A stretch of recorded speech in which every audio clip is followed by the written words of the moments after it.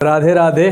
तो आज हम लोग आगे करेंगे। 6 क्वेश्चन तक हम लोगों ने कर लिया था और बहुत अच्छे तरीके से करा था। ये तीसरा लेक्चर है आपका और ध्यान से देखिएगा, यहाँ से सवाल हम लोग सॉल्व करेंगे। ठीक है, ध्यान से देखिएगा तो समझ में आएगा। ठीक है, चलो समीकरण आपके पास एक दे रखा है, सपोज मान लो। ठीक है, ध्यान से देख लो, इसमें ABCD का मान ज्ञात करना है तुम्हें। यहाँ से हम लोग हल कर रहे हैं। अब ध्यान से देखिएगा, बहुत आसान सी चीज़ है और बहुत मज़ा आने वाला है आपको। ठीक है, ज़्यादा मुश्किल नहीं है। a माइनस बी बराबर क्या है, ध्यान से देखो। a माइनस बी की जगह पे क्या है, माइनस का 1 दिया है। ठीक है, 2a प्लस सी के बराबर क्या दे रखा है, 2a प्लस सी के जगह पे क्या दे रखा है, 5 दे रखा है ना। कोई दिक्कत नहीं। चलो अब यहाँ देखो, -2 है ना, 2a माइनस बी की जगह पे क्या है, 0 है और 1 है। 3c प्लस डी बराबर 15 है। 3c प्लस डी बराबर 15 है। अब चारों चीज़ हमने लिख दिया है। अब यहाँ पर आपका दिमाग ना थोड़ा सा अच्छे लेवल से काम करेगा। मैं समझाता हूँ। a माइनस बी का मान -1 है। a माइनस बी का मान तुम्हें पता है। यहाँ पर कह रहा है 2a माइनस बी है, यानी 2a, यानी कि a प्लस a करोगे तो 2a हो जाएगा। माइनस में b बराबर क्या है, 0। हमने कहा कि a माइनस बी का मान तुम्हारा दे रखा है क्वेश्चन से। चलो तो यहाँ पर हम a माइनस बी की जगह पे हम वैल्यू पुट कर देंगे। कौन सा वैल्यू पुट करेंगे, तो यहाँ पर a plus a minus B की जगह पे हम माइनस का 1 रखेंगे। समझो ध्यान से, बराबर 0 है। तो यहाँ पर a माइनस का 1 बराबर 0, यानी a का वैल्यू तुम्हारा क्या आ गया, 1 आ गया। माइनस में था, उधर गया, प्लस में हो गया। यहाँ तक मैं आपसे उम्मीद कर सकता हूँ कि बहुत अच्छे से आपको समझ में आया होगा, कोई दिक्कत नहीं हुआ होगा। ठीक है भैया, चलो बहुत बढ़िया। तो a का वैल्यू तुम्हारा 1 निकल के आ गया। अब कहाँ दिख रहा है, यहाँ a का वैल्यू रख दो 1, 1 का वैल्यू रख दो 1, है ना। a का मान रखने पर, a का मान रखने पर, ध्यान से देखो, a का मान रखने पर। ठीक है, चलो a का मान हमारे पास 1 है और माइनस में b है, बराबर में माइनस का 1 है। अब अगर माइनस में b है, जस का तस छोड़ दो, प्लस में 1 है, उधर जाएगा तो क्या में हो जाएगा, a तो -1 जस का तस लिखो अभी। माइनस बी बराबर माइनस का 1 जस का तस, प्लस में 1 है, उधर गया तो माइनस में हो गया। तो माइनस बी बराबर क्या हो जाएगा, माइनस माइनस जोड़ दोगे तो माइनस का 2 हो जाएगा। अब माइनस माइनस खत्म हो गया, तो b का मान तुम्हारे पास क्या आ गया, 2 आ गया। क्लियर है ना। इतना तुम्हें समझ में आ गया होगा कि सबसे पहले हम लोगों ने किसका वैल्यू निकाला, a का, फिर a का वैल्यू यहाँ पर रख दिया तो हमारा b निकल गया। अब b का मान तुम्हें 2 पता है, b का मान तुम्हें 2 पता है। देखो यहाँ से a का मान रख लो, 2 गुणा क्या हो जाएगा, a का मान क्या है, 1 है और प्लस में क्या है, c बराबर तुम्हारे पास 5 है। 2 एकम 2, प्लस में c बराबर क्या है, 5 है। तो c बराबर क्या है, 5 है, प्लस में 2 है, माइनस में 2 हो जाएगा। c का मान तुम्हारे पास क्या आ गया, 5, 3 आ गया। देखो c का मान भी निकल गया, a b c तीनों निकल गया। d का मान तुम्हें यहाँ से निकालना है, यहाँ पर तुम c का मान रख दो। c का मान तुमने क्या निकाला है, 3 निकाला है। तो यहाँ पर 3c है, 3 गुणे c और प्लस में d बराबर क्या है, लाड लो 15 है। तो d बराबर तुम्हारा क्या आ जाएगा, 15 माइनस के, ये प्लस में है तो 3 का 9 माइनस में हो जाएगा। तो d बराबर हमारे पास 15 में से 9 जाएगा तो 6 बचेगा। तो d का मान भी निकल गया और ये तुम्हारा आंसर हो गया बस। ठीक है, आप चाहो तो नीचे लिख सकते हो आराम से। a बराबर तुम्हारा कितना आया है, लाड लो 1, b बराबर कितना आया है 2, c बराबर 3 और d बराबर तुम्हारा क्या आया है, 6 आया है। क्लियर है ना। मुझे लगता है कि इसमें कोई दिक्कत किसी भी बच्चों को नहीं हुआ होगा कि भैया ये कितना आसान सा सवाल है, भैया कितना आसान सा सवाल था। ठीक है, एंड हम लोगों ने बहुत अच्छे तरीके से इसको बना लिया। अगला सवाल पे हम लोग चलने वाले हैं, इसलिए बोलता हूँ पढ़ाई हमेशा दिमाग को शांत करके करो, बिल्कुल फोकस के साथ करो, मज़ा आ जाएगा तुम्हें, सही बता रहा हूँ, प्यार हो जाएगा तुम्हें पढ़ाई से।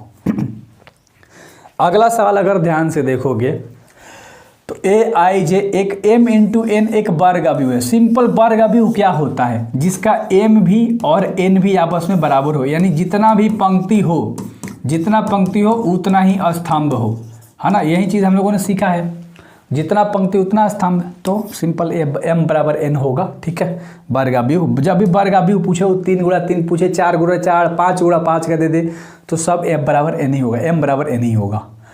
x तथा y प्रदत्त किन मानों के लिए अवयव निम्नलिखित युग में समान है। 4 गो ऑप्शन है, तुम्हें बताना है। तो हम वैल्यू निकाल लेते हैं ना। देखो 3x प्लस 7 है, 3x प्लस का 7 है, बराबर में क्या लिखोगे तुम, 0 लिखोगे। 3x प्लस 7 के बराबर में क्या है, 0 है। ठीक है भैया, y प्लस 1 है, y प्लस 1 है, इसके बराबर में क्या लिखोगे, y प्लस 1 है, इसके बराबर में 8 है। तो यहाँ से तो y का मान तुम्हारे ऊपर 8 माइनस का 1 समझो, तो y का मान यहाँ पर तुम्हारा एक 7 आ गया। कोई दिक्कत नहीं था, ये समझ में आ गया। प्लस में 1 था, उधर गया माइनस में हो गया, घटा दिया हम लोगों ने। यहाँ से देखो 3x है, 3x बराबर क्या हो जाएगा, प्लस में तो उधर गया तो माइनस में हो जाएगा। अब 3x की गुणा में है, कहाँ चल जाएगा, 3 भागा में चल जाएगा। अब तुम देखो कि x का मान कहीं तुम्हें इसमें दिखाई दे रहा है, नहीं दिखाई दे रहा, माइनस के 7/3 नहीं दिखाई दे रहा। y का मान छोड़ दो, 1 नहीं मिला तो दूसरा क्या मिला ना, कह सकते हो ज्ञात करना संभव नहीं है, तो बी नंबर का ऑप्शन सही है। यानी हम इसका आंसर ज्ञात ही नहीं कर पाए ऑप्शन के अकॉर्डिंग। हमने आंसर तो निकाल लिया लेकिन ऑप्शन में नहीं दिख रहा है, तो ज्ञात करना संभव नहीं है। अगर बाई चांस इसी सवाल को दे दिया और ये जो तुमने 2 रिजल्ट निकाला है, आंसर निकाला है, आपके ऑप्शन में दे दिया, तो भैया तुम्हें खाना है, उसमें ऑप्शन टिक मारनी है, ये भी याद रखिएगा। चलिए आगे बढ़े। अगला जो कि लास्ट सवाल है, मुझे लगता है ये वीडियो 4 से 5 या 6 मिनट का हुआ होगा ऑलमोस्ट, तो एक छोटी सी चीज़ें बच जाती है तो उसे मैं आपको बता देता हूँ। चलो, 3 × 3 कोटि के एक ऐसे अवयव की कुल कितनी संख्या होगी जिनकी प्रत्येक प्रविष्टि 0 या 1 होगी। क्लियर है, आपने समझा क्वेश्चन। मान लो एक अवयव है, वो 3 × 3 का अवयव है ना, 3 × 3, मान लो एक बॉक्स बना के समझाता हूँ। 3 × 3 का मतलब क्या है, 3 गो स्तंभ 3 गो पंक्ति है ना, यानी कि 3 गो ऐसे ऐसे स्तंभ है, 3 गो ऐसे ऐसे भाई मतलब पंक्ति और स्तंभ है, सॉरी ऐसे ऐसे पंक्ति है, ऐसे ऐसे स्तंभ है। क्लियर है, तो 3 × 3 का है। कह रहा है कि यहाँ 0 रखोगे तो पावर में तो 9 होगा ना, टोटल 9 है, तो 0 का पावर 9 करोगे तो 0 रह जाएगा। 1 रखोगे, क्योंकि 0 और 1 रखने की बात कर रहा है, इन सब के जगह पे मान लो 0 0 0 0 0 0 0 रहेगा, तो टोटल 9 को 0 यानी 0 ही आंसर आएगा। मान लो अगर फिर कह रहा है 0 से आंसर नहीं मिल रहा आपके ऑप्शन के अकॉर्डिंग, ऑप्शन मैंने नहीं लिखा है, ऑप्शन मेरे को लिखना चाहिए था गाइस, ठीक है, मैं यहाँ लिख देता हूँ। ए का ऑप्शन 27 है, बी का ऑप्शन 18 है, सी का ऑप्शन 81 है और डी का ऑप्शन 512 है।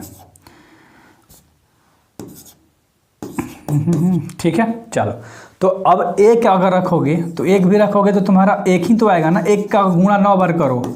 अरे भैया क्या आएगा, कितना 9 बार करो, 9 ही आएगा ना, 1 ही आएगा, सॉरी 1 गुणा 1 गुणा 1 करते जाओगे तो 1 ही रहेगा।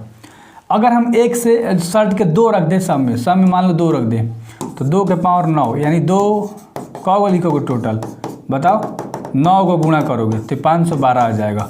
ऑप्शन नंबर कौन सा है, आप नज़दीक वाला लग सकते हो, क्योंकि 0 और 1 कह रहा था, इतना सेंसर नहीं बनने वाला हम लोगों का, तो उसके नज़दीक हमने 2 रख के देखा, हमारा 512 आया, हमने मार दिया। ये सवाल रट्टू तोता है, सेम पूछता है, कोई कुछ चेंज नहीं करेगा, टेंशन मत लो।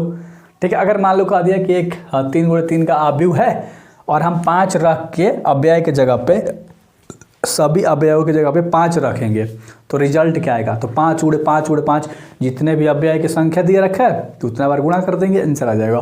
टोटल अंदर 9 संख्या है, 3 × 3 मतलब 9, 4 × 4 में पूछेगा तो 16 पावर में रख के गुणा करना होगा, एक एक ही समझना है। ठीक है, तो ये पूरा का पूरा प्रश्नावली खत्म होता है। एंड मस्त रहो यार, झकास पढ़ाई करो एंड बेस्ट ऑफ लक। बाकी सब तो नोट्स आपको डल चुके हैं ना ऐप पे, आराम से पढ़ो, मस्ती से करो एंड फोड़ दो यार। 399 रुपया में तुम लोग को कोर्स दे दिया हूँ एंड कितने ऑफलाइन में आप लोग बर्बाद कर देते।